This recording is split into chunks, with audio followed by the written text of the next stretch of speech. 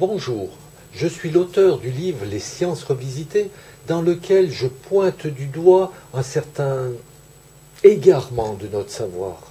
En effet, à l'intérieur, j'y expose d'une manière scientifique les fruits de ma réflexion. Cette démarche est parfaitement scientifique parce que la science a toujours évolué par la confrontation des idées. Nous ne sommes plus à l'époque où il fallait rejeter un livre sous prétexte qu'il véhicule des idées non conformes à celles des Saintes Écritures, par exemple. Nous sommes au XXIe siècle. Je disais donc que la science évolue par une confrontation de différentes hypothèses face à l'observation, face à l'expérimentation, et de retenir uniquement celle qui correspond au mieux à la logique intellectuelle. Par la suite, la théorie utilise cette hypothèse pour verbaliser les phénomènes observables. Certaines théories fondamentales ont oublié cette notion de n'être basées que sur des hypothèses. Elles sont devenues des convictions profondes sur lesquelles se greffe une multitude de théories supplémentaires. Tant que les hypothèses primaires résistent au progrès de nos observations, c'est bon signe, c'est la preuve que les fondations sont solides. Par contre, si les observations divergent, il est inutile de mettre des béquilles, d'émettre de nouvelles hypothèses pour consolider quelque chose qui ne devient qu'un château de cartes. Et c'est là que nous avons perdu cette logique scientifique.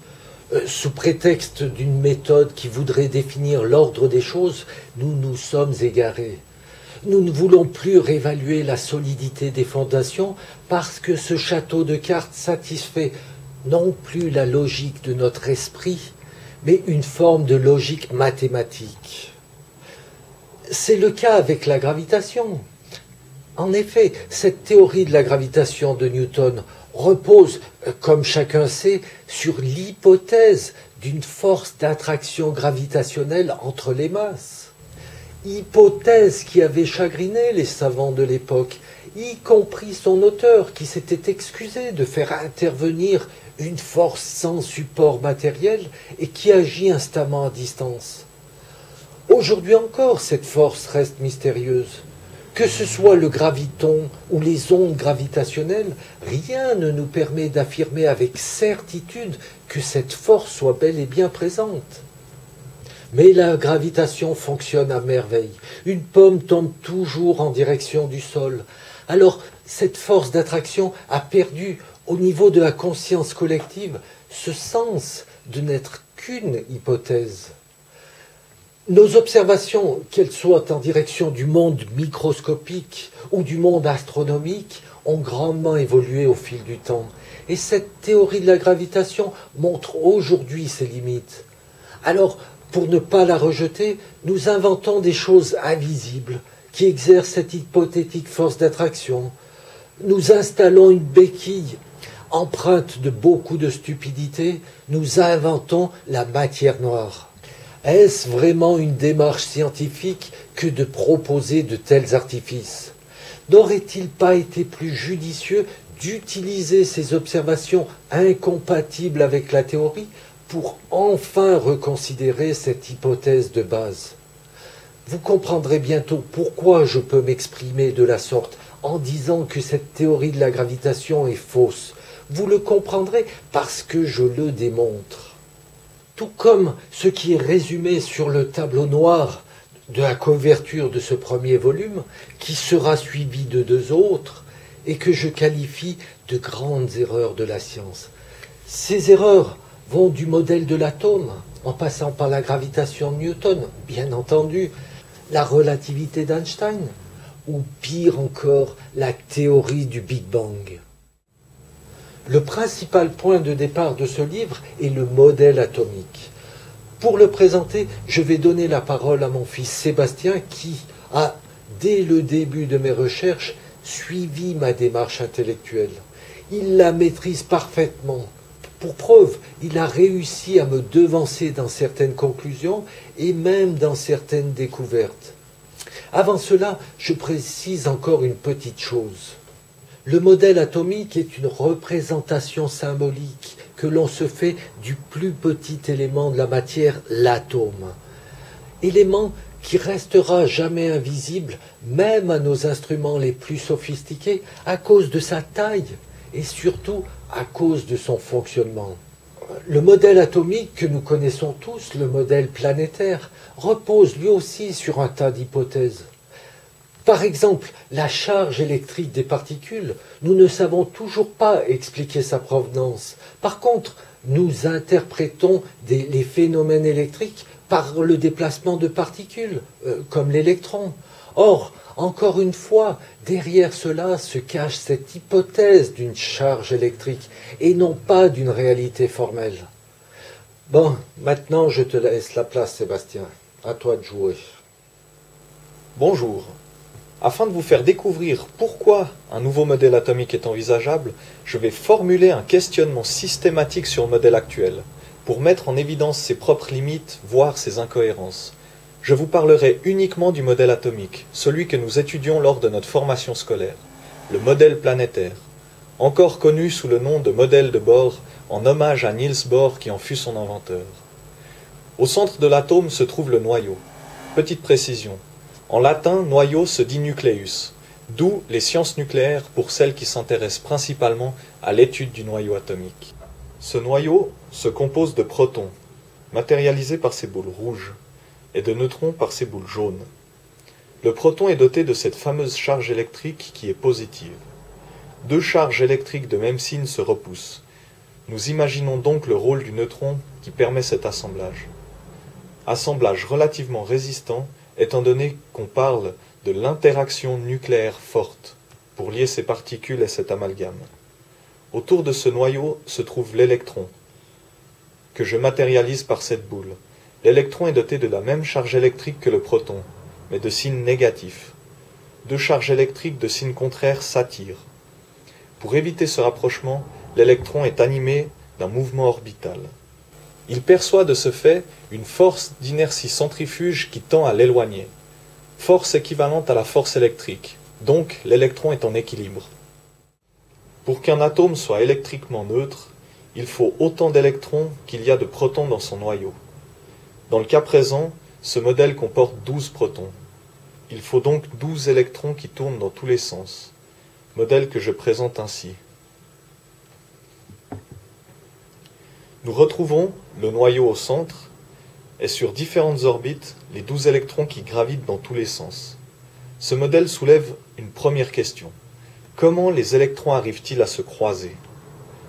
En effet, l'intensité de la force électrique est fonction de sa charge et de la distance qui le sépare.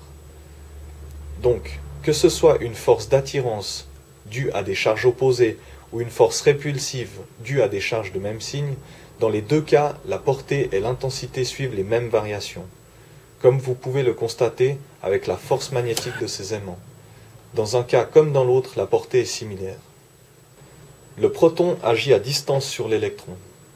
Les protons ne se repoussent pas parce qu'il y a les neutrons. Par contre, il n'y a rien au niveau des électrons. Alors pourquoi ne se repoussent-ils pas? Même s'ils sont sur des orbites différentes, ils seront toujours en interaction avec le proton, donc en interaction entre eux, question de charge électrique. Ceci est un premier point qui démontre que ce modèle souffre de quelques lacunes. Il n'est pas facile de mettre en évidence cette force électrique qui peut être répulsive ou attractive. Je prends l'analogie avec une force plus palpable, celle des aimants. Lorsque les pôles nord et sud sont rapprochés, il y a une force d'attirance magnétique qui augmente jusqu'à ce qu'ils entrent en contact. Par contre, si j'inverse la polarité, ils se repoussent mutuellement avec une force grandissante plus la distance diminue. J'arrive même à un stade où il me devient impossible de les rapprocher davantage. Je perçois dans les doigts cette force magnétique répulsive sans support matériel, laquelle n'est malheureusement pas visible à la vidéo. Au niveau des électrons, nous trouvons un phénomène similaire, qui interdit le rapprochement, une force qui s'exerce dans toutes les directions. Afin de visualiser ce phénomène qui dit qu'il est impossible de rapprocher les électrons en deçà d'une certaine distance, je place les électrons au centre d'une bulle de protection, comme ceci. Ceci veut dire qu'il y a une force répulsive qui croît jusqu'à ce qu'elle interdise tout rapprochement supplémentaire, et ce, dans toutes les directions. En posant ce concept de bulle dans ce modèle, nous constatons que le croisement devient encore plus aléatoire, si ce n'est tout simplement impossible. Si maintenant j'équipe tous les électrons de cet atome de leur bulle protectrice, j'obtiens la configuration suivante. Le noyau au centre, qui tend à attirer des charges électriques de signes opposés, les électrons, lesquels, se repoussant mutuellement, s'interdisent un rapprochement entre eux, et par la même occasion en direction du noyau. Cet ensemble est en équilibre statique. Il devient inutile de faire tourner les électrons, car en se repoussant de la sorte, ils forment une structure stable. Ce modèle atomique est le modèle de l'atome à électrons statiques, ou sous ses initiales MAES. Il est à la base des premières remises en cause. La bulle protectrice, qui englobe l'électron, est nommée la bulle électronique. Nous avons devant les yeux deux modèles, qui répondent aux mêmes exigences, sauf que celui-ci prend en considération l'interaction des électrons entre eux, chose que ne fait pas l'autre. Bien sûr, il y a beaucoup de théories qui sont fondées autour de ce modèle, malgré ce défaut. Certainement que ces mêmes théories trouveront une réponse légèrement différente avec celui-ci. Question primordiale que soulève ce modèle. Nos observations de la matière peuvent-elles contredire l'immobilisme des électrons? Par rapport à l'époque où ce modèle a été pensé, nos observations ont grandement évolué. Nous savons dorénavant qu'un assemblage de plusieurs atomes, qui est une molécule, possède une géométrie particulière, stable et répétitive. Par exemple, la molécule d'eau, qu'elle soit symbolisée comme ceci ou comme cela, peu importe le mode de représentation. Mais dans tous les cas, entre l'atome d'oxygène et les deux atomes d'hydrogène, nous mesurons un angle d'environ 105 degrés. Qu'est-ce qui, dans ce modèle, permet d'expliquer de telles liaisons? Où sont les modes d'accrochage avec tous ces électrons en mouvement? Encore une fois, ce modèle montre un défaut supplémentaire. Par contre, si nous posons un atome contre ce modèle, atome matérialisé par un seul électron de sa périphérie, il peut s'insérer ici et occuper une position stable. Un second peut venir se loger là, par exemple. Ces différents atomes posséderont un positionnement angulaire stable, et qui plus est explicable, comme nous le découvrirons plus tard. Regardons le cas de la molécule d'eau. Nous savons que l'atome d'oxygène possède 8 protons, donc 8 électrons. En position statique, ces 8 électrons peuvent être placés au sommet d'un cube. Ils sont ainsi tous équidistants. Pour contrôler si c'est la meilleure forme, je pars de cette configuration réalisée avec des aimants.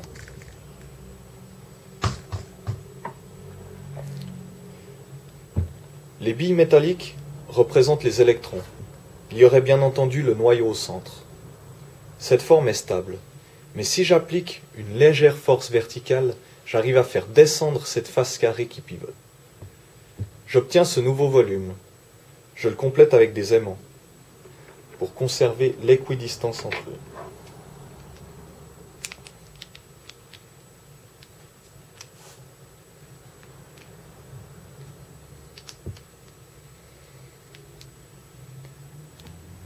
Ce volume est un hexaèdre, avec deux surfaces carrées ayant pivoté. Cette forme est beaucoup plus stable car nous retrouvons un système triangulé.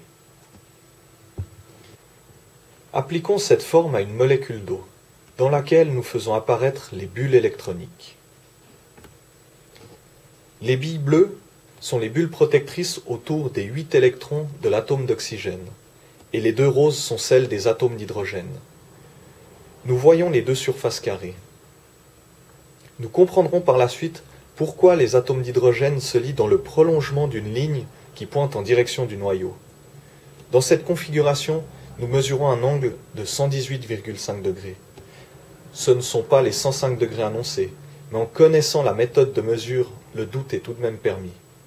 Surtout que ces 118,5 degrés expliquent un comportement parfaitement visible lorsque la molécule d'eau passe à l'état solide. En effet, ce mode de liaison et cet angle se retrouvent en plusieurs endroits. Lorsque les conditions de température sont ad hoc, les molécules d'eau vont se lier entre elles avec un angle de 118,5 degrés. 6 molécules d'eau arriveraient presque à former un hexagone, mais il faut 120 degrés pour cela. Ces 6 molécules doivent donc légèrement déformer l'accrochage, ce qui, au niveau de la molécule, correspond à une augmentation de volume. Chose que nous constatons avec la glace, qui possède un plus grand volume que sa phase liquide. Cet hexagone est également la figure autour de laquelle se forment tous les cristaux de glace et les flocons de neige. Avec les 105 degrés, si cet angle représentait un angle d'accrochage, il devrait former un pentagone, et encore aucun flocon de neige ne nous a démontré cette prouesse. Nous en arrivons à une première constatation. C'est que ce modèle semble tenir la route.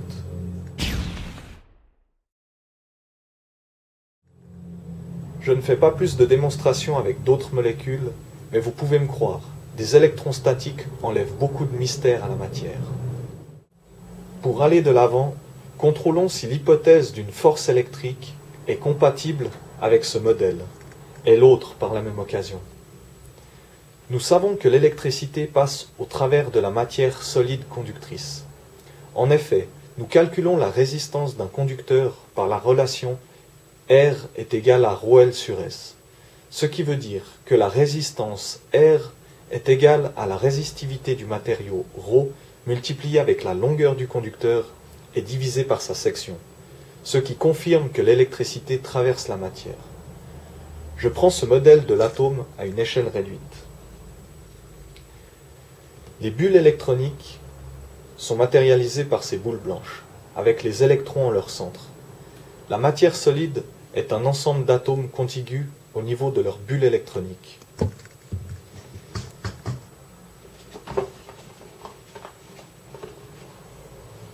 Comme ceci par exemple. Un électron libre, qui devrait correspondre au vecteur de l'électricité, opposera toujours une force répulsive à l'encontre de ses congénères.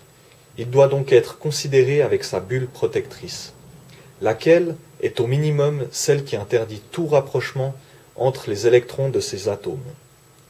Comment cet électron arrive-t-il à passer au travers de cet ensemble?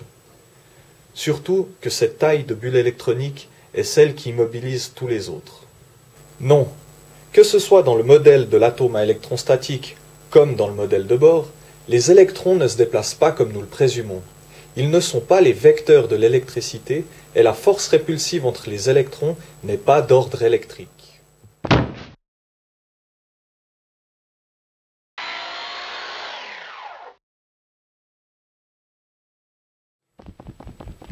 Nous devons donc trouver ce qui génère les forces nécessaires à la tenue de cet atome.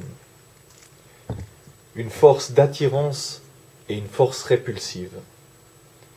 Pour ce faire, il fallait reprendre un maximum d'expérience avec leurs observations dans tous les domaines des sciences, de l'optique à la thermique, en passant par l'électricité et le magnétisme, et bien entendu en faisant des incartades dans le domaine de la chimie et bien d'autres. Il a confronté ses premiers constats pour émettre de nouvelles hypothèses, qu'il fallait bien entendu de nouveau confronter à toutes ces observations. Il en résulte qu'il y a deux types d'énergie. Un type d'énergie qui est solidaire de l'atome, qui est intrinsèque à la matière, et un autre type qui voyage, qui se transmet d'atome à atome et que nous nommons les énergies vives. Par exemple, la lumière est une énergie vive. En effet, si je ferme les volets et éteins la lumière, généralement, la matière n'éclaire plus les environs. Cette énergie a disparu. C'est le même cas avec l'énergie électrique. Sans différence de potentiel, il n'y a pas de courant électrique. La lumière et l'électricité sont des énergies vives. A contrario, un aimant restera pratiquement toujours magnétique. Il est pour ainsi dire pas influencé par la lumière et dans une certaine limite, ni même par la chaleur. Pour caractériser ces différents types d'énergie, pour leur donner une apparence visuelle et avant tout une désignation particulière, nous nommons les énergies intrinsèques à la matière de faisceaux et les énergies vives de rayons.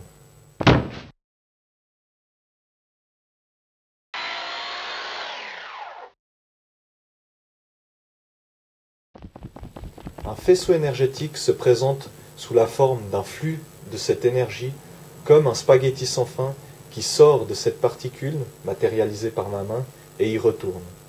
Ce type d'énergie n'est pas morcelée. Elle ne peut donc pas se transférer à distance vers une autre particule. Ce qui sera le cas avec les énergies vives, les rayons énergétiques. Je vous ai dit que l'énergie magnétique est intrinsèque à la matière. Elle appartient en fait aux deux particules, que sont le proton et l'électron.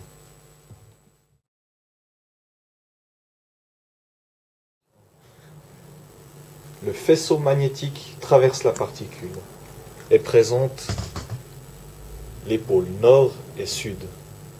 Afin de donner une interprétation à cette différence, dans le livre, on trouve une représentation qui dit que le faisceau magnétique est constitué d'une myriade de petits filaments qui sortent et retournent à la particule dans deux zones diamétralement opposées. Alors, en fonction du sens de l'écoulement du centre de cette zone vers l'extérieur ou, réciproquement, de l'autre côté, de l'extérieur vers l'intérieur, ce sens d'écoulement définit la polarité. Ceci est un concept, d'accord, mais il permet de visualiser, de se faire une idée de quelque chose d'invisible. Donc, mieux vaut avoir un concept que de laisser l'incompréhension nuire à la suite des développements. Deux particules qui possèdent un faisceau magnétique se repoussent lorsque les faisceaux sont de même polarité et s'attirent lorsque les faisceaux sont différents. Au niveau du faisceau magnétique, il y a une petite différence à noter par rapport à ce que j'ai dit au préalable. En effet, j'ai dit que les faisceaux ne s'échangent pas de particule à particule. Par contre, dans le cas présent, les faisceaux vont se conjuguer ainsi. Le spaghetti sans fin traverse les deux particules et la force magnétique s'intensifie plus les corpuscules se rapprochent l'un de l'autre. Cette zone conjuguée entre les deux corpuscules n'a plus de polarité. Afin de justifier cette petite particularité, je prends ces deux aimants. Si j'insère une bille métallique entre eux, j'obtiens cette zone où les faisceaux se conjuguent. Alors j'inverse un aimant, et la bille métallique permet de créer un nouvel aimant avec ses pôles. Nous pouvons le constater en accrochant des billes. Par contre, si je remets l'aimant dans son prolongement, la bille perd sa caractéristique magnétique. Fermons cette petite parenthèse. Ce faisceau magnétique est la force qui s'exerce entre un proton et un électron. C'est une force qui possède une ligne d'action plutôt rectiligne en raison de la forme de ce faisceau. Ceci veut dire que le noyau de l'atome devra être en mesure de proposer la géométrie observée avec les électrons, mais je ne l'évoquerai pas plus dans l'immédiat. De toute façon, le noyau passe au second plan, vu que tout se déroule au niveau de l'électron. Nous avons maintenant la force qui tend à attirer les électrons vers le noyau. Cherchons quelle forme d'énergie serait susceptible d'engendrer cette bulle protectrice, cette force de répulsion entre les électrons. Il n'en reste pas beaucoup. Nous cherchons une énergie intrinsèque à l'électron. J'ai déjà dit que les énergies électriques et lumineuses ne sont pas liées à la matière. Elles n'appartiennent donc pas à l'électron parce qu'elles voyagent. Ce sont des énergies vives, donc des rayons énergétiques. Or, nous cherchons un faisceau énergétique. L'énergie que nous cherchons, nous la connaissons tous, mais nous ne l'avons jamais considérée comme une réelle énergie. Cette énergie, qui risque de vous surprendre, est l'énergie thermique. En effet, par rapport au zéro absolu, estimé à moins 273,16 degrés Celsius, la matière possède une quantité de chaleur considérable. Aujourd'hui, on explique la chaleur par une agitation moléculaire, ou encore au niveau du noyau. C'est le flou le plus total. Alors que si nous considérons que l'électron conserve en lui une énergie d'ordre thermique, nombreuses sont les observations qui deviennent vraiment simples à expliquer. Déjà, rien que pour démontrer que la force répulsive qu'exercent les électrons entre eux est bien d'ordre thermique, Prenons ces observations mesurables sur un bloc de matière lorsqu'on modifie sa température.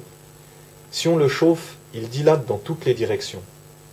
Au niveau de la matière, cela signifie que les atomes contigus s'éloignent légèrement les uns des autres. Pour réaliser cela, les bulles électroniques doivent grossir. Donc il semble évident qu'il y ait un lien entre la chaleur et la force répulsive des électrons. Le faisceau thermique doit être par conséquent capable d'exercer une force dans toutes les directions. J'en arrive à vous présenter cette particule si mal connue qu'est l'électron, avec toutes les fonctions qu'il occupe. L'électron est une particule réelle, physique, matérielle, pérenne. Elle ne se travestit pas sous la forme d'une onde pour masquer notre incompétence à expliquer les choses. C'est une petite usine que je présente ainsi. La boule, c'est l'électron, traversé par son faisceau magnétique que j'ai matérialisé par ce bâton avec les pôles nord et sud à ses extrémités. Le faisceau thermique n'est pas traversant. Alors, pour exercer sa force à l'encontre des faisceaux thermiques des électrons contigus, il tourne sur lui-même autour de son faisceau magnétique. Il tournoie. C'est ce que nous connaissons déjà sous le terme anglais de spin de l'électron, le tournoiement de l'électron. Mais cette connaissance de l'électron s'arrête là, car l'électron n'a jamais été considéré comme il aurait dû l'être. Au niveau des bulles électroniques du modèle de l'atome à électron statique, j'en complète une comme cela. L'électron, au centre, avec son faisceau magnétique, que sont ses deux aimants bleus et rouges, son faisceau thermique, représenté ainsi, et qui, grâce à son tournoiement, permet de décrire cette bulle protectrice. Complétons légèrement cette découverte de l'électron avec les énergies vives, celles que les électrons se transfèrent de proche en proche. L'électron capte les rayons lumineux sur une face, les traite à l'intérieur et les retransmet tout ou partie à un ou plusieurs de ses congénères. Les rayons lumineux possèdent des teintes différentes, qui ne se mélangent pas et n'ont aucune interaction avec les faisceaux thermiques et magnétiques.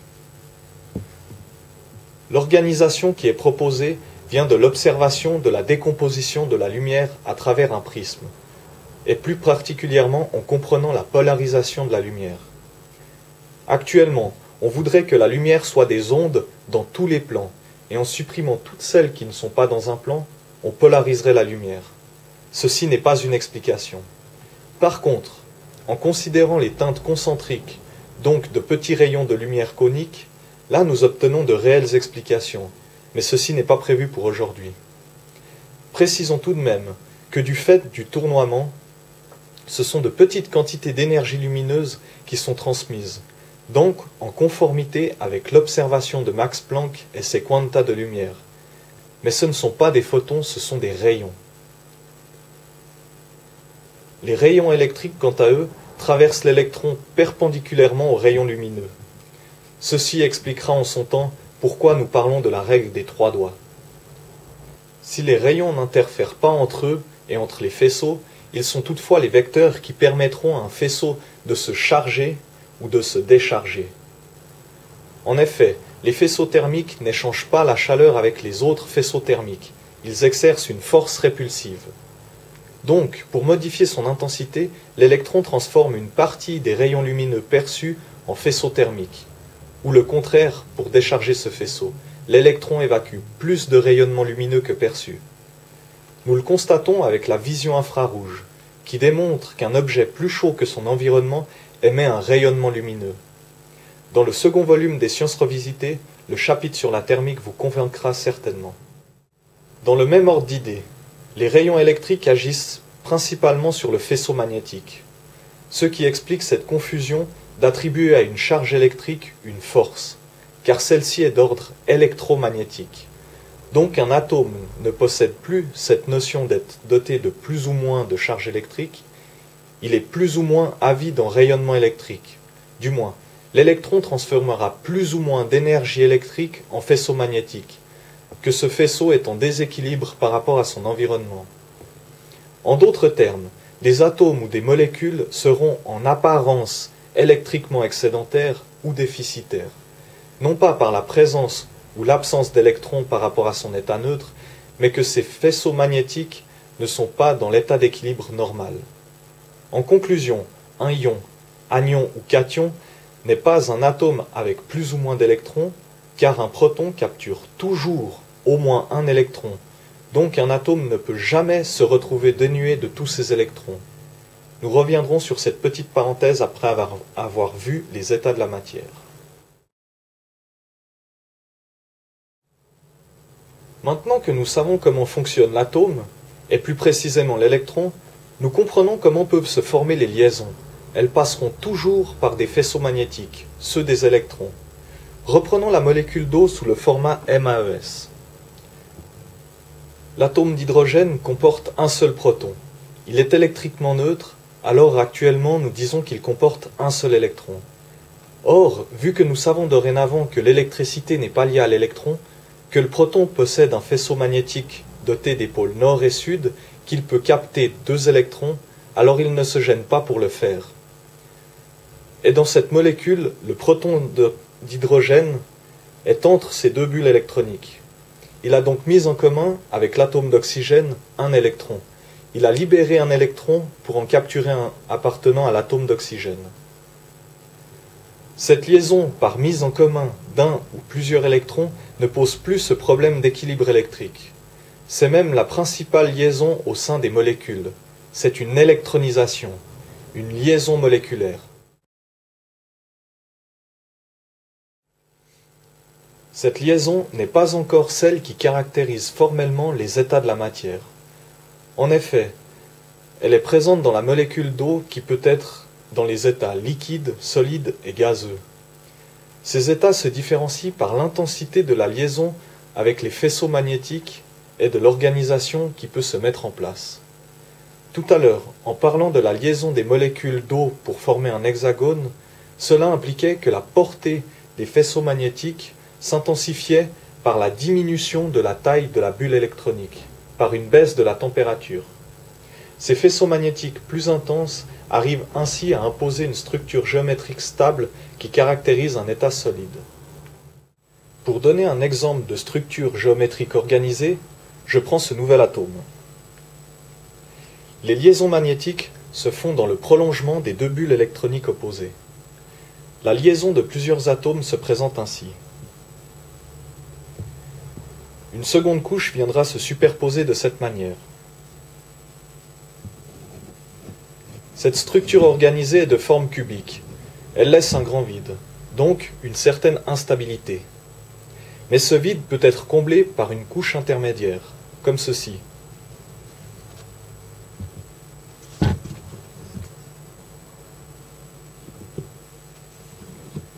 Cette fois-ci, nous obtenons une structure beaucoup plus stable, donc un solide. L'état liquide était l'état préalable avec des interactions entre les faisceaux magnétiques des atomes sans pouvoir trouver une organisation stable. Les conflits entre les faisceaux magnétiques de même polarité obligent les atomes à se déplacer. L'état gazeux est obtenu lorsque la portée du faisceau magnétique ne dépasse plus le sommet de la bulle électronique. Les atomes ou molécules sont en contact au niveau des bulles électroniques, mais ils n'ont plus d'interaction magnétique entre eux. Ces bulles, généralement beaucoup plus grandes, signifient également que la force répulsive du faisceau thermique est plus faible. Elles sont donc aisément déformables, ce qui explique la compressibilité des gaz. Notons que la taille des bulles électroniques d'atomes contigus ne peut pas être grandement différente. Il y a toujours une certaine homogénéité. C'est ainsi qu'un gaz en contact avec une matière solide dense propose une zone d'interface dans laquelle ces bulles électroniques diminuent en diamètre. Ce comportement explique pourquoi un gaz peut être piégé au sein d'un liquide, l'oxygène dans l'eau par exemple. Ce comportement est nommé l'équibulage, l'équilibre des bulles électroniques contiguës. La chimie se voit dotée de nouvelles explications qui éviteront les phrases du style « c'est une réaction chimique » ou, avec une précision accrue, « c'est une réaction physico-chimique ». Je regrette, mais ces expressions ne veulent absolument rien dire, parce qu'elles n'expliquent rien. Je vous remercie de votre attention. Je te remercie, Sébastien, pour cette excellente présentation. Je reprends le flambeau. Je précise que le concept de bulle électronique parfaitement sphérique est une représentation simplifiée d'une force répulsive identique dans toutes les directions. Cette simplification montrera ses limites lorsque nous chercherons à comprendre, par exemple, la propagation du magnétisme au sein d'un gaz, mais dans tout ce qui suit, cette représentation a l'avantage d'être simple, donc nous la conservons comme ceci. En introduction, j'ai dit que nos instruments sont incapables de voir l'atome et qu'ils le resteront. Nous comprenons maintenant le sens de cette phrase. En effet, nos instruments optiques perçoivent les rayons lumineux. Ils ne voient pas la particule qui les émet. Cette particule est invisible. Elle ne réfléchit pas la lumière, elle la transmet. Par contre, certains instruments palpent la surface et réagissent aux forces répulsives des bulles électroniques. Ces instruments sont en mesure de donner une représentation de l'organisation atomique, mais ils ne peuvent pas voir tous les éléments de l'atome. Donc l'atome ne peut être qu'une suite d'hypothèses et de concepts qui démontrent leur validité grâce aux observations. Je résume les différents états de la matière. Dans l'état gazeux, les faisceaux magnétiques des molécules n'interagissent pas. Ces molécules sont cependant jointives au niveau de leurs bulles électroniques. Les molécules peuvent rouler les unes sur les autres. Un gaz est donc peu visqueux. Ceci réfute la croyance en des molécules distantes dans les gaz qui s'entrechoqueraient et que nous nommons le mouvement brownien. Nom donné suite à l'observation de Robert Brown sur des grains de pollen animés de mouvements désordonnés dans un liquide. Or, nous comprenons maintenant qu'en éclairant une zone pour l'observer, les rayons lumineux peuvent influencer la force répulsive des faisceaux thermiques. C'est donc l'observation qui crée ce désordre. Dans un local à l'abri de tout changement rapide de ses conditions ambiantes, la poussière, aussi fine soit-elle, se posera et c'est notre intrusion qui la remettra en suspension dans l'air. Cette petite parenthèse pour mettre définitivement sur la touche cette théorie peu réfléchie du mouvement brownien.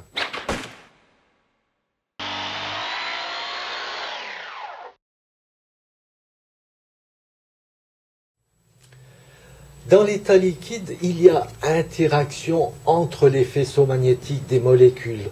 Cependant, aucune organisation structurée ne peut se mettre en place parce que ces forces ne sont pas suffisantes. Les molécules roulent les unes sur les autres, rompant ces liaisons magnétiques pour en trouver d'autres. Cette interaction engendre une plus forte viscosité que dans l'état précédent. Il propose une force de frottement fluide plus intense que dans l'état gazeux. À l'état solide, les interactions magnétiques sont encore plus intenses et surtout une organisation structurée est présente. Je reprends l'exemple de tout à l'heure. Organisation possible parce que les dimensions géométriques le permettent. Cet état solide est celui qui caractérise les matériaux qui fondent par apport thermique, par apport de chaleur. En effet, en apportant un rayonnement lumineux, de préférence la teinte la plus proche du faisceau thermique, la teinte rouge, que nous désignons actuellement de rayonnement infrarouge, nous augmentons l'intensité du faisceau thermique, donc la taille des bulles électroniques. Les liaisons de l'atome sont plus faibles, le solide perd sa rigidité jusqu'à devenir liquide. Nous comprenons avec ce type de liaison qu'il est difficile de faire une différence entre un fluide infiniment visqueux et un solide. C'est pour cette raison qu'il faut faire intervenir un état supplémentaire ou complémentaire, état qui apparaît lorsqu'il y a mise en commun d'électrons. Cet état solide donne une caractéristique de résistance plus élevée. Je le nomme l'état semi-cristallin ou cristallin lorsqu'une majorité des liaisons se fait de cette manière, par mise en commun d'électrons, par électronisation. Dans le cas présent, nous aurions la configuration suivante. Nous retrouvons l'atome de départ avec un autre à côté et cet électron qui est mis en commun. Les deux autres atomes ont eux aussi partagé ces électrons. Ces quatre atomes forment une structure cristalline. Une couche supplémentaire peut se placer comme ceci. Dans un tel cas, nous avons des liaisons électroniques dans ces directions qui forment un plan, donc des plans parallèles, et des liaisons magnétiques dans la troisième direction. Une autre forme de liaison possible serait comme ceci. Sur cet assemblage n'apparaissent que les bulles électroniques qui sont mises en commun comme ça. Dans cette configuration, les liaisons électroniques sont dans les trois directions du volume. Ces quelques exemples avec un atome simple peuvent se refaire avec des atomes plus gros, voire avec des atomes de tailles différentes. Et nous retrouvons de cette manière certaines observations faites en métallurgie sur des alliages, des matériaux qui présentent des caractéristiques différentes en fonction du pourcentage de ces alliages. Et tout ceci grâce au MAES, au modèle de l'atome à électrons statiques. La plupart des roches, des minéraux ou des cristaux sont une suite d'atomes avec de telles liaisons. Parmi les atomes qui forment ces minéraux, il n'y a pas uniquement ceux qui sont attribués communément aux solides, mais très souvent, et c'est le cas entre autres avec les silicates, on trouve des atomes d'oxygène, voire des molécules d'eau qui servent de liants par mise en commun d'électrons. La cristallographie se voit expliquée différemment. Par exemple, le graphite est un assemblage d'atomes de carbone liés par les faisceaux magnétiques, tandis que le diamant propose une majorité de liaisons électroniques. Et dans les deux cas, on a uniquement des atomes de carbone.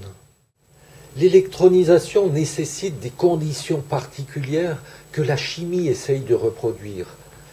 Elle peut également se faire par le choc, et c'est ce que fait le forgeron en frappant une pièce. Il force cette mise en commun, donc il libère des électrons qui se déchargent en émettant de la lumière, et que nous nommons une étincelle. Une pièce forgée est plus résistante, tout comme le diamant l'est face au graphite. Le diamant est même le solide le plus résistant, le plus dur, parce que l'atome de carbone permet une organisation offrant une majorité de liaisons par mise en commun d'électrons. Et encore une fois, seul le MAES, le modèle de l'atome à électrons statiques, permet de l'observer en toute simplicité. Hormis la frappe, les conditions de pression et de température peuvent favoriser l'électronisation. C'est ainsi que des éléments organiques ou végétaux peuvent se transformer en pierre. C'est la fossilisation ou la pétrification. C'est pour cette raison que ces fossiles nous montrent tous les détails, des détails pratiquement microscopiques. Ce ne sont pas de vulgaires moulages à l'intérieur d'une cavité creuse, c'est une transformation par électronisation.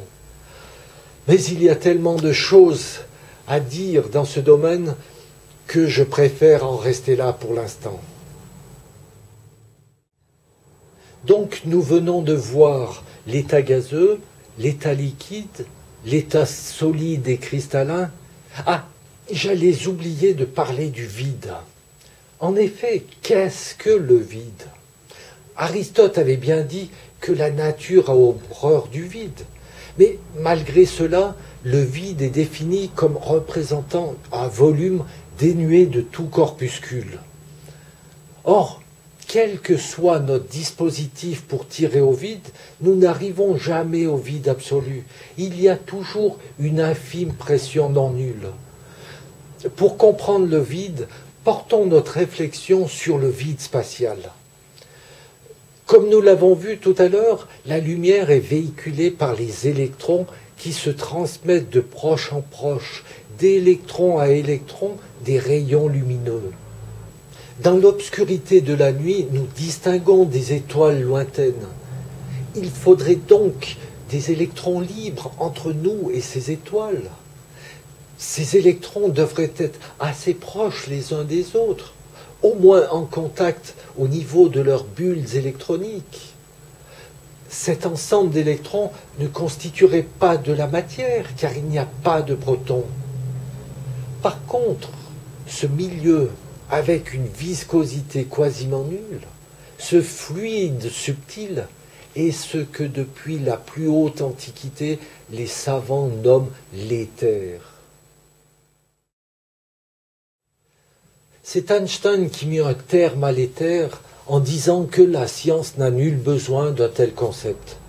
Il tenta par la suite de le réintégrer, mais trop tard. Les relations mathématiques qui prédisent comment nous devons voir le monde de l'infiniment petit n'en avaient plus besoin. Les probabilités ne cherchent pas à comprendre le monde dans lequel nous vivons, mais celui dans lequel elles imaginent que nous serons assez stupides pour y adhérer. Bref, le vide n'existe pas car notre univers est empli de ces électrons libres qui constituent l'éther. Cet éther est sous une micropression. Il transmet la lumière sans nous renvoyer une copie multiple des étoiles. Il est donc dans un lieu sans limite, donc infini. L'infini est invariable, car il est infini. La mesure du rayonnement fossile n'est qu'une mesure de la température que ces électrons possèdent, très faible, mais non nulle. C'est donc la mesure de la valeur du faisceau thermique des électrons libres de l'éther. Ce n'est pas l'écho d'un badaboum primordial, comme le voudrait cette idiote théorie du Big Bang. Non, notre univers est infini, il ne varie pas et surtout, il n'a pas d'origine. Il est là depuis toujours et pour toujours, et ce n'est pas au petit humain de décréter qu'il sort d'une lampe à huile, ou pire, de l'œuvre d'une de ses divinités. Les sciences de la nature ne doivent pas faire intervenir l'esprit humain pour tenter d'interpréter les lois qui la régissent. De plus, ces observations d'un décalage vers le rouge ne signifient pas que les galaxies s'éloignent les unes des autres. C'est une mauvaise application de l'effet Doppler qui ne s'applique même pas à la lumière. Ce décalage n'est que le signe d'un très grand éloignement. Un point, c'est tout. On me rétorque souvent, signe qu'une forme d'enseignement fonctionne bien, que l'expérience de Michelson et Morley démontre la non-validité de l'éther. Or, et c'est là que cet enseignement feint d'oublier certains détails, cette expérience était la démonstration de l'existence de l'éther de Stokes, un éther immobile autour d'un astre. Et justement, l'éther forme ce que nous découvrirons par la suite, le champ de pesanteur, lequel est immobile autour d'un astre car il se déplace avec lui. Champ de pesanteur qui explique l'origine de cette force que nous nommons le poids. Avant de passer à ce deuxième sujet très important qui valide encore une fois le modèle de l'atome à électrons statiques, je termine vite fait les états de la matière, car certains penseront que j'ai oublié de citer le quatrième état de la matière, l'état plasma. Le plasma serait un état dans lequel les noyaux atomiques et les électrons n'auraient plus aucune interaction entre eux. Les physiciens le rencontrent souvent, car ils interprètent les résultats de leurs observations sur la base de ce modèle, voire sur le modèle quantique, où les électrons ne sont plus des particules, ni même des ondes, mais des nuages de probabilité de présence. Mais Quelles que soient les conditions ambiantes, les protons capteront toujours les électrons qu'ils peuvent. Un noyau atomique ne pourra jamais se promener tout seul. Il formera toujours au minimum un atome. Parce que les électrons libres sont partout. Et surtout, ils sont dans le vide. Je veux dire l'éther, bien entendu. Exemple d'interprétation actuelle. La physique des particules présume mettre en mouvement dans leurs grands accélérateurs des noyaux de simples particules ou du plasma. Ils observent les sous-éléments de la matière que sont les quarks, les bosons, les mésons, les kaons, les espions, et j'en passe. La liste est vraiment trop longue. Ils prétendent les observer, non pas directement, mais en interprétant les traces laissées sur des clichés. Ils trouvent ainsi des courbes de toutes sortes qu'ils attribuent à un tel sous-élément ou tel autre. Du point d'impact, certaines choses s'éloignent, modifient leur trajectoire pour revenir en direction de ce point, puis repartent. Cet élément décrit une cycloïde. Or, dans ces collisionneurs règne cette micro-pression d'éther, d'électrons libres. Ce ne sont pas de simples noyaux qui sont en mouvement, mais des atomes. Comme brièvement évoqué tout à l'heure, un ion n'est pas un atome avec plus ou moins d'électrons par rapport à son état normal. Ce sont ces faisceaux magnétiques qui sont en déséquilibre. Donc, lors de la collision de ces atomes, certains électrons sont éjectés avec violence. Ils se déchargent, leur faisceau thermique se décharge en émettant des rayons lumineux. Et du fait de leur tournoiement le long d'une trajectoire rectiligne, les rayons lumineux impriment une courbe cycloïde, celle qui est enregistrée. Donc, la physique des particules s'est tout simplement trompée sur l'interprétation à donner à leurs observations. Et ceci est grave parce que les chercheurs ne savent plus ce qu'ils cherchent. Le boson de Higgs, qu'ils nomment la particule de Dieu, n'est qu'un leurre que seules leurs mathématiques ont besoin pour valider leur modèle standard. Le plasma n'existe pas, ni dans les installations scientifiques, ni même dans nos téléviseurs, lequel serait, selon les grands spécialistes des plasmas, une autre forme de plasma, car les conditions de température ne sont pas suffisantes. Ce n'est pas la désignation des choses qui fait qu'elles seront effectivement ce qu'elles prétendent, mais ce sont les explications qui démontreront que la désignation est erronée. Et dans le cas des téléviseurs, cette désignation est totalement fausse. Ma lessive a beau arborer le terme de quantum, cependant elle n'a rien de quantique. C'est également le cas avec un accéléromètre. L'accéléromètre ne mesure pas une accélération. Oui, l'accélération est la grandeur qui caractérise la variation de la vitesse en fonction du temps. Or, l'accéléromètre réagit à une force d'inertie, et c'est celle-ci qui est interprétée selon la seconde loi de Newton. Seconde loi qui a émis l'hypothèse qu'une force d'inertie est proportionnelle à l'accélération. Et comme je le démontre, il y a plus de 300 pages qui traitent de ce sujet, avec une multitude d'exemples. La réaction inertielle n'est pas proportionnelle à une accélération. L'accélération est une grandeur temporelle, alors que dans le mouvement, les réactions ne se font pas en fonction du chronomètre, mais en fonction du déplacement, donc en relation avec une grandeur spatiale. Nous avons certainement tous poussé une voiture ou un lourd chariot sur un plan horizontal. Nous avons tous constaté que la force exercée pour mettre cet objet en mouvement est beaucoup plus grande que celle qu'il faudra par la suite pour activer le mouvement. Ceci n'est pas lié uniquement à des frottements, mais avant tout parce que la réaction inertielle est fonction de la progression de la vitesse sur ce déplacement. Donc une grandeur qui n'est pas l'accélération. Nous ne sommes plus capables de voir nos erreurs parce que les relations mathématiques valident la théorie. Et dans cet exemple, la relation F égale ma, où F est la force d'inertie, m la masse et a l'accélération, cette relation est vérifiée parce que l'instrument qui sert à déterminer cette accélération ne mesure que le rapport de force en fonction du poids embarqué et non pas la valeur de l'accélération. Nous comprenons ainsi l'importance de la désignation dans ce que nous mettons en œuvre au niveau des sciences. Enfin bref, pour clore ce point, le plasma n'est même pas ce qui fait briller les étoiles. Et je vais le démontrer dans la foulée, après avoir précisé encore quelques points intéressants, et plus particulièrement ce qu'est la pesanteur.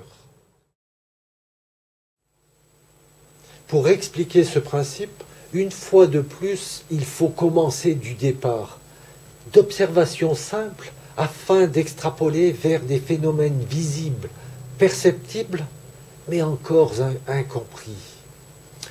Ce point de départ est en relation avec l'atome. En effet, le plus gros atome que nous trouvons au niveau du sol terrestre est l'atome d'uranium. Pourquoi ? Parce que pour qu'un noyau atomique soit stable, il faut que l'architecture des électrons soit en mesure de résister. Nous avons là un atome avec 12 bulles électroniques. Imaginez un atome avec 92 bulles électroniques. C'est une architecture beaucoup plus grande qui résistera donc tant mieux si l'extérieur participe aux efforts de compression. En effet, en grandissant, les éléments constituant un dôme sphérique perçoivent des forces qui deviennent de plus en plus perpendiculaires à celles qui les attirent vers le centre. Ces forces s'intensifient rapidement. L'équilibre obtenu par des électrons tournoyants se fragilise. Les liaisons avec les faisceaux magnétiques peuvent être rompues, ce qui se répercute sur le noyau. Le noyau se désagrège, c'est-à-dire qu'il se transforme en plus petits agrégats. Cette très brève description d'un phénomène lié aux conditions ambiantes est ce que nous nommons la fission nucléaire. Mais je préfère la désignation de désagrégation nucléaire qui est plus représentative du phénomène. De plus petits atomes signifient des bulles électroniques qui requièrent des faisceaux thermiques moins intenses. Du coup, cette désagrégation a engendré un surplus d'énergie thermique. Je parle, j'évoque des principes qui méritent quelques nouvelles interprétations, et je n'ai pas encore précisé qu'avec le MAES, le neutron du noyau n'a plus lieu d'être. Oui, le noyau se contente d'une seule particule, celle qui est dotée d'une force d'attirance, une force magnétique, celle qui possède le faisceau magnétique, donc le proton. Le noyau de cet atome serait de cette forme, quelque chose ressemblant à l'architecture extérieure. Mais je ne veux pas faire trop de développement autour du noyau parce qu'il passe vraiment au second plan. L'électron est la pièce maîtresse qui permet de comprendre la matière. Pour ne pas me défausser minablement, je précise toutefois que le nombre de protons en série, comme cette suite d'aimants par exemple, modifie l'intensité du faisceau magnétique. Donc, les réactions que doivent exercer les électrons entre eux et leur environnement. Ainsi, l'atome d'hydrogène comporte un seul proton, un seul aimant, tandis que son premier isotope, le deutérium, en possède 2, et le tritium 3. Cette nouvelle vision de ces 3 atomes est en parfaite concordance avec nos observations. La frontière entre la physique et la chimie ne montre plus cette ségrégation entre ce qui se passe dans le noyau de l'atome et ce qui se déroulerait au niveau des électrons. Cette frontière disparaît et le domaine de la chimie devient immense. Et je n'ai pas encore réussi à l'explorer entièrement en détail. Malgré cela, posons-nous la question. Le neutron a-t-il été formellement observé? Non. Nous interprétons certains phénomènes autour de cette particule parce qu'on ne sait pas faire autrement. On en a besoin dans le noyau atomique pour justifier pourquoi les protons ne se repoussent pas. Nous trouvons même d'autres explications qui sont souvent douteuses. Prenons le cas de la fission nucléaire qui se produirait au cœur des centrales nucléaires. On nous explique qu'en projetant un neutron contre un noyau d'uranium, celui-ci fissionne en libérant d'autres neutrons qui, à leur tour, iront fissionner d'autres noyaux et ainsi de suite. Ceci est la description d'une réaction en chaîne. Que cette description tente d'expliquer ce qui se passe à l'intérieur d'une bombe nucléaire, à la rigueur, mais cette réaction serait celle qui se déroule au cœur des centrales nucléaires. Alors, comment arrive-t-on à réguler une telle réaction en chaîne? On nous dit qu'il piège des neutrons. Mais dans l'épaisseur d'un barreau de combustible, il y a des milliards de milliards d'atomes, lesquels devraient rencontrer les neutrons des précédentes réactions. Donc, comment peut-on prétendre piéger tous les neutrons qui sont encore au milieu de ce barreau? Sans parler que cette réaction devrait se propager également dans la hauteur du barreau. Non, sincèrement, si nous savons produire de l'énergie avec de telles centrales, je suis navré de le dire, mais nous n'avons toujours pas compris comment elles fonctionnent. Ce sont les conditions ambiantes qui favorisent ou non la désagrégation, et le MAES l'explique simplement, et les barres de contrôle modifient ces conditions. Cette désagrégation de la matière produit des éléments plus petits qui occupent un plus grand volume, et ceci se déroule dans le circuit primaire. Voilà pourquoi vous êtes contraint de rejeter dans l'atmosphère ce surplus de pression, cette pollution. Vous avez beau prétendre que tout est étanche, vous êtes obligé de le dégazer. Ce modèle atomique explique également que la réaction inverse, qui est la fusion nucléaire, ne produira jamais plus d'énergie qu'elle n'en consomme. Et toutes nos expériences dans les tokamaks l'ont déjà démontré.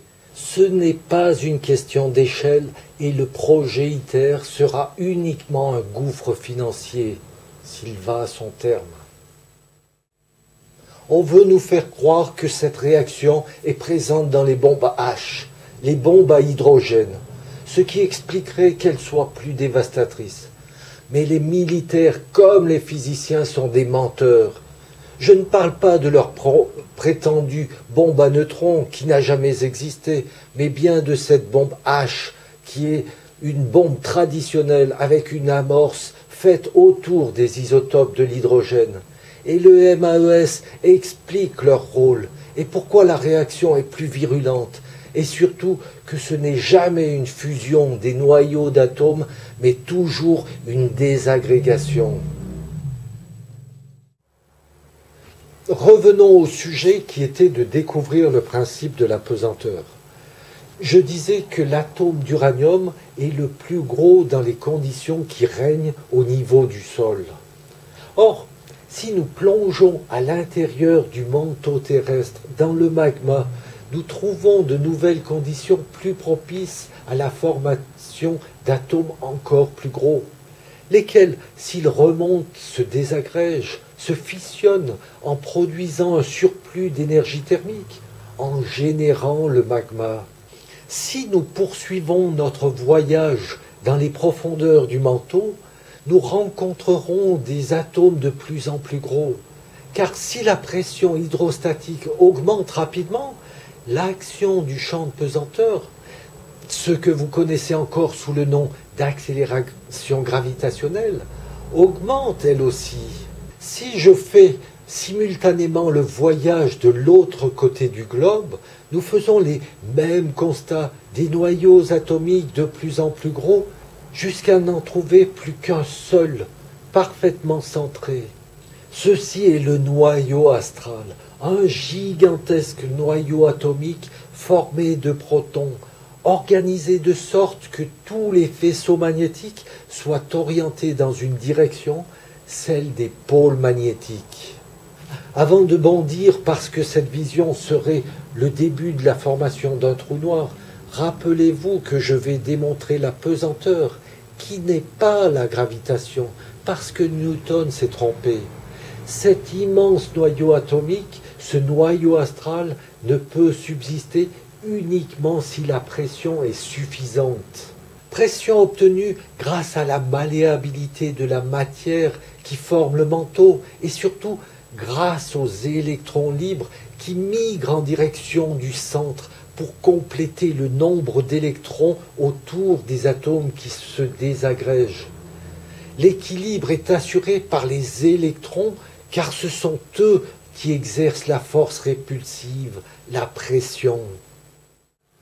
Dans l'immensité du cosmos proche, la pression des terres est très faible, quasiment nulle, mais pas entièrement. Donc nous avons une pression des terres très faible dans l'espace et une pression considérable en périphérie du noyau astral. Il y a donc une progression de cette pression d'éther en direction du centre de l'astre. Ce volume d'éther, dans lequel il y a une composante de la force orientée en direction du centre, est le champ de pesanteur. Je parle d'une pression d'éther pour visualiser ce que j'essaye de faire comprendre. Mais ce terme de pression n'est pas correct. Parce que la pression est une force par unité de surface, et pour déterminer la progression de l'action du champ de pesanteur, cette composante orientée en direction du centre, il faut une force par unité de volume. Donc une nouvelle grandeur physique qu'il fallait découvrir. Je ne vais pas refaire tout le développement qui figure dans le livre. Je dis seulement que je retrouve une progression qui suit une fonction en 1 sur r carré, exactement comme celle mesurée et attribuée à l'accélération gravitationnelle. Mais, contrairement à la gravitation, la force n'est plus mystérieuse et surtout, elle ne provient pas de l'intérieur, mais de l'extérieur.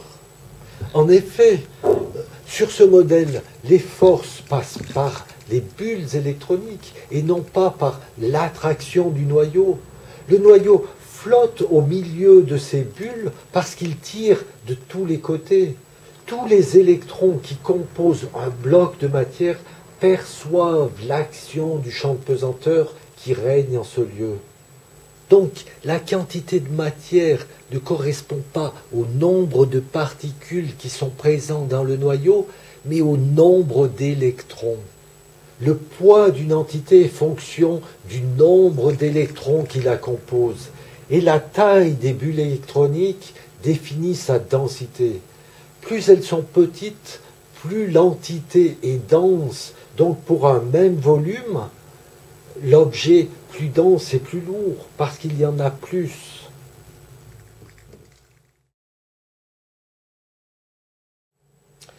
Je parle du poids, alors cherchons à le comprendre. À l'époque de l'établissement des premiers systèmes de mesure, pour donner une signification à l'unité de poids, il aurait fallu, j'emploie le conditionnel, vous comprendrez la raison par la suite. Il aurait fallu, comme pour l'unité de longueur, prendre un étalon poids. De plus, cette unité aurait représenté l'unité de force, parce que le poids est une force. Malheureusement, nous avons deux dispositifs de pesage différents.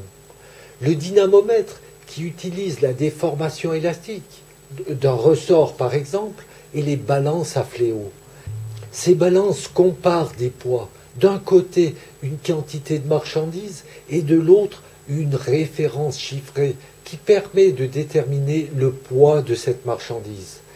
Mais quel que soit le lieu, donc quelle que soit la valeur de l'action du champ de pesanteur, vu qu'elle varie en fonction de notre position en latitude sur le globe, elle est moins intense à l'équateur qu'au pôle, cet équilibre reste constant, car des deux côtés, ils subissent les mêmes changements.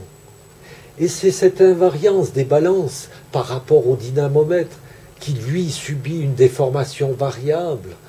C'est cette invariance qui a fait penser que les balances mesuraient la quantité de matière, la masse. Ce flou était incompris. Dans la formule du poids qui est P égale mg, où P est le poids, m la masse et g l'accélération gravitationnelle, accélération que nous pouvons sans autre nommer plus correctement action du champ de pesanteur, parce qu'elle a la même valeur et la même unité, sans pour autant être celle d'une accélération. Mes précédents propos sur l'accéléromètre en sont une explication. Je disais donc que dans la formule du poids, la seule grandeur invariable, dans le cas de mesures similaires en des lieux différents, est la masse. Alors les scientifiques de l'époque ont commis une très grave erreur. Ils ont affecté cette masse d'une unité de grandeur qui est aujourd'hui le kilogramme. C'est une très grave erreur parce que par son principe, la balance est un instrument qui permet d'unifier les échanges commerciaux. Oui, quel que soit le lieu, donc quelle que soit l'action de la pesanteur, une quantité de matière précieuse aura toujours la même correspondance avec la référence étalon.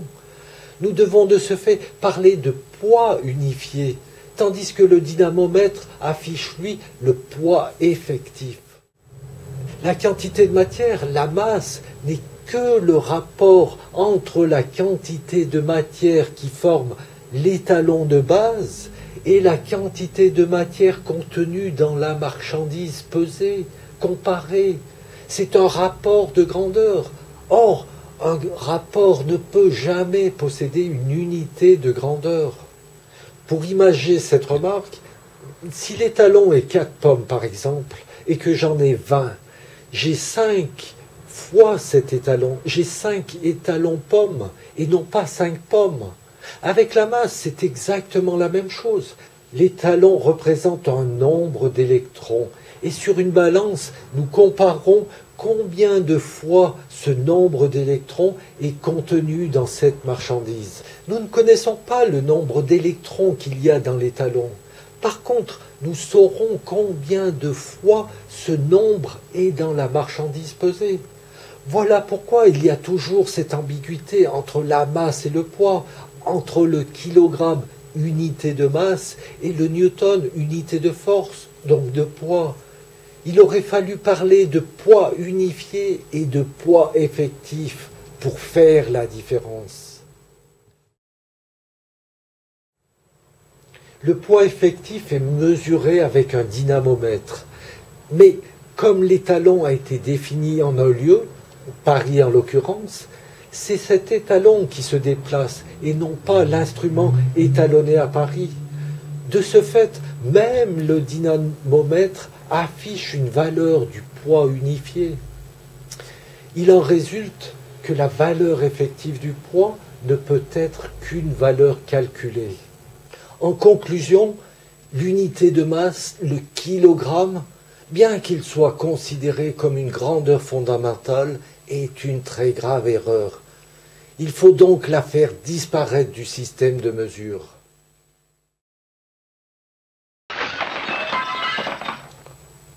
Je sais, cette remise en cause est vraiment surprenante, voire déconcertante, car nous avons beaucoup de relations qui utilisent la masse et son unité, le kilogramme. Mais ce n'est vraiment pas un problème de supprimer ce kilogramme. Bien au contraire, de nouvelles évidences sautent aux yeux, comme je le démontre à la fin du livre avec une nouvelle théorie que je nomme la théorie de l'effectivité. Mais là encore, ça ne fait pas l'objet de cette présente vidéo. Justement, pour clore cette vidéo, Je reviens sur quelques explications que j'ai données au sujet du noyau astral de notre planète Terre. Ce noyau, constitué exclusivement de protons, se désagrège, produit de la matière moins dense, donc qui occupe un plus grand volume. C'est en réfléchissant de la sorte que je suis arrivé à découvrir une théorie. Théorie qui existait depuis plus d'un siècle.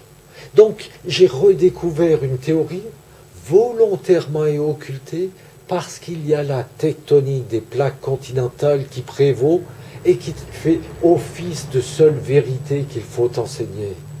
Or, cette théorie si savamment ignorée est une évidence, c'est l'expansion terrestre.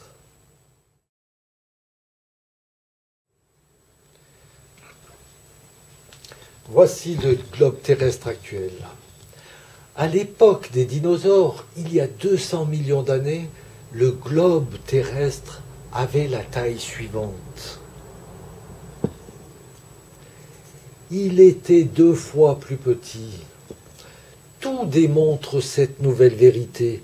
Les cicatrices des différentes phases d'expansion au fond des océans, les dorsales, les observations de terrain, le fonctionnement des volcans, bref, tout le démontre. Mais nous voulons croire qu'il y a subduction, passage de la couche océanique sous la croûte continentale. Bref, nous racontons n'importe quoi. Il est inutile d'imaginer la valse des continents. S'ils sont sur un corps qui grandit, ils s'éloignent tout naturellement. De plus, le modèle atomique actuel n'expliquait rien, alors que cette désagrégation des atomes dans le manteau forme de la matière moins dense qui monte à la surface sous forme d'éléments solides, liquides et gazeux. Inutile de croire en une pluie de météorites pour expliquer l'apparition de l'eau. Encore une fois, c'est un phénomène tout à fait naturel. Toute l'histoire de notre planète peut être réécrite sur cette base. Et par exemple, les périodes de glaciation peuvent être expliquées par une détente de l'atmosphère suite à une phase d'expansion, tout simplement. Ou encore, la disparition des dinosaures était inévitable. En effet, sur une telle sphère, l'action de la pesanteur était plus intense, les choses lourdes étaient encore plus lourdes. Or, nous savons que les eaux creux de ces créatures gigantesques étaient critiques. Ils n'étaient pas en mesure de supporter leur propre poids. Donc, avec un poids plus intense, cette remarque devient super critique. Non, en fait, ce ne sont pas les eaux creux qui sont super critiques, mais l'atmosphère de l'époque. En effet, les molécules de gaz de l'atmosphère perçoivent cette action de la pesanteur. Donc ces molécules doivent exercer une force répulsive plus intense. Les bulles électroniques sont plus petites. Les faisceaux magnétiques sont en mesure de capter ceux des molécules adjacentes. Nous sommes en présence d'un liquide, de cet état supercritique. L'atmosphère de l'époque était à l'état liquide. Moins dense que l'eau, les animaux se déplaçaient en marchant sur le sol, en respirant dans ce milieu, une expérience ayant déjà montré que cela était possible avec une souris. Ces animaux percevaient donc une poussée d'Archimède qui explique ces eaux si fragiles et qui explique pourquoi ils n'ont pas réussi à survivre dans ces nouvelles conditions où leur poids devenait insupportable. Seuls les amphibiens ou ceux qui ne supportaient pas toujours leur poids du fait de leur morphologie ont eu le temps d'évoluer pour arriver jusqu'à nous. Il est donc malheureusement impossible de faire un Jurassic Park dans les conditions actuelles. Nous pouvons même réfléchir bien au-delà de notre simple planète. En effet, en démontrant que la gravitation était une erreur, il faut balayer toutes les théories qui se sont fondées autour d'elle, celles qui deviennent un empilement d'hypothèses. Par exemple, la formation des astres par accrétion devient un désastre. Oui, notre étoile, Soleil, ne rayonne pas par fusion thermonucléaire d'un plasma maintenu en place par gravitation. Non, il possède également un immense noyau astral qui se désagrège et qui nous montre ce qui se passe en profondeur dans notre planète.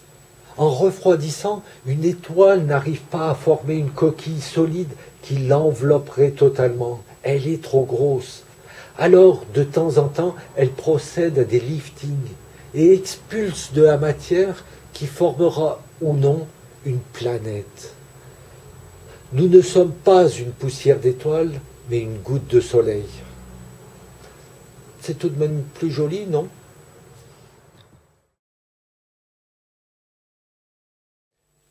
Dans le même registre, les planètes géantes, nommées planètes gazeuses, est une monstrueuse conclusion induite par cette notion de masse et l'unité qui lui était accolée.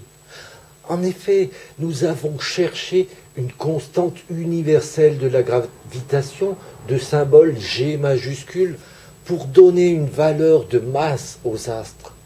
Or, le produit de cette constante avec la masse, le produit Gm, est bien une constante. C'est celle que je nomme la constante astrale, constante qui est fonction de l'objet céleste considéré. Elle permet de caractériser le champ de pesanteur de cet objet, les grandeurs qui sont utilisées pour quantifier les comportements qui seront observés dans de telles conditions.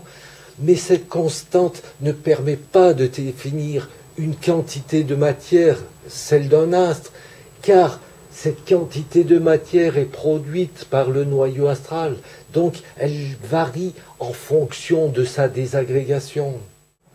Nos observations du cosmos ont besoin de matière noire pour pouvoir les expliquer avec la gravitation, alors qu'avec le principe de la pesanteur, il n'est plus utile de tels artifices. La pesanteur varie de la même manière que feu la gravitation, mais elle est limitée autour des corps qui possèdent un noyau astral. C'est son champ de pesanteur, c'est sa sphère d'influence, c'est une sphère d'éther. Voilà pourquoi, dans le livre, je la nomme l'éthersphère. Vous voyez qu'en partant du modèle atomique actuel, en montrant ses lacunes et en apportant de nouvelles hypothèses qui sont confrontées aux observations, celles-ci permettent de donner des interprétations inédites à nos observations et une nouvelle logique s'installe. Une nouvelle logique beaucoup plus crédible et beaucoup plus simple. Newton et Einstein se sont trompés, mais je reste convaincu, et je l'ai même écrit à plusieurs reprises dans le livre, que s'ils avaient eu en leur temps la connaissance que nous avons aujourd'hui, l'étendue des observations qui ne leur étaient pas encore accessibles, je reste persuadé qu'ils auraient revu leur copie, eux. Ce n'est pas une machination fomentée par le monde scientifique que de nous présenter une science totalement fausse. C'est que les milliers, voire les millions de scientifiques n'ont jamais fait l'effort de réévaluer les hypothèses de base. Ils sont partis dans une science qui demande d'admettre des règles mathématiques et non plus de faire appel à la logique, à l'esprit scientifique. La jeunesse ne se reconnaît pas dans cette nouvelle définition de la science, et c'est pour cette raison qu'elle la rejette.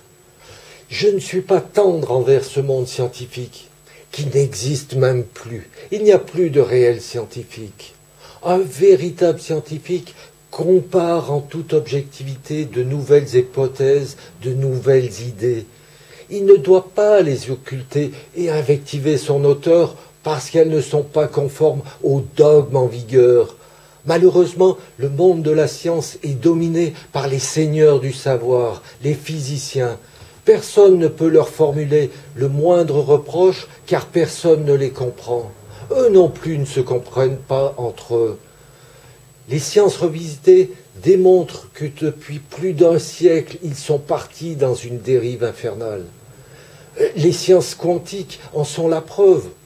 La relativité d'Einstein, la même chose. On ne peut pas jouer avec le temps comme bon le voudraient certaines équations fausses. Les scientifiques ont beau revendiquer et s'approprier la paternité des progrès technologiques, mais ce ne sont que des mensonges supplémentaires, car toutes ces découvertes sont issues de l'expérimentation, du tâtonnement face aux observations, afin de les reproduire, voire de les améliorer. La théorie vient après tenter d'expliquer les choses. Et si la théorie a besoin de faire intervenir des absurdités du style l'antimatière, elle doit prendre cela comme un avertissement d'une certaine dérive. Ce n'est pas aux mathématiques de prétendre que notre environnement n'est que le fruit de l'imagination de notre esprit. Les mathématiques ne sont pas des théories, contrairement à ce que voudraient les sciences dites modernes. Elles sont un support indéniable pour valider que notre compréhension est correcte, et non pas le contraire.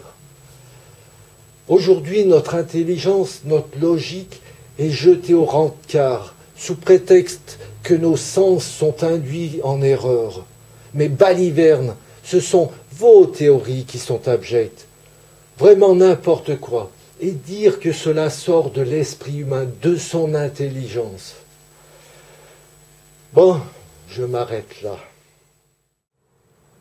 Mon livre, comme je le dis dans son introduction, est à la portée de toutes et tous. Même si quelques équations semblent rebuter celles et ceux qui pensent avoir tout oublié, je reviens avec des explications simples et parfois avec des démonstrations qui ont été négligemment mises sur la touche. Elles deviennent évidentes car elles sont toujours issues de représentations graphiques. Ces relations correspondent souvent au calcul de la surface d'un rectangle, soit le produit de la base avec la hauteur, ou plus compliqué, celle du triangle. Le même calcul divisé par 2, rien de plus sophistiqué. Je reconnais toutefois que sa complexité repose avant tout sur le fait que tous nos acquis imposent une réflexion dans une direction donnée. Direction qui devient radicalement opposée. Et je sais qu'en ayant exposé tout ce que je viens de faire, certains lecteurs avaient plus de facilité pour l'aborder, car ils savaient où tout cela conduisait. J'ai encore beaucoup de travail pour achever le 2e, puis le 3e volume. Ils sont grandement ébauchés. Malheureusement, les 6 années passées à l'écriture de celui-ci, avec l'ébauche des autres, bien sûr, et ce, sans rien gagner, période suivie d'une grosse année à essayer de convaincre les scientifiques de lire avant de critiquer, font que le travail que je fais occasionnellement à côté, pour enfin vivre, ne me permet plus de continuer cette rédaction. Je ne peux continuer parce que cette rédaction est un travail de réflexion qui demande un investissement intellectuel à temps complet. Non pas 35 heures par semaine, mais bien plus du double. Alors, si mes idées vous plaisent, et je sais qu'elles s'imposeront tôt ou tard, alors, si mes idées vous plaisent, faites-les connaître en partageant cette vidéo. Le nombre ouvrira peut-être les yeux de ceux qui tiennent à les conserver fermés, à faire la politique de l'autruche. Je vous remercie de votre attention. Un merci également à tous mes lecteurs qui m'adressent des messages d'encouragement et de soutien. Un merci pour finir à ma compagne Mélissa, à ma sœur France et encore une fois à Sébastien qui m'ont permis de sortir ce livre. À bientôt.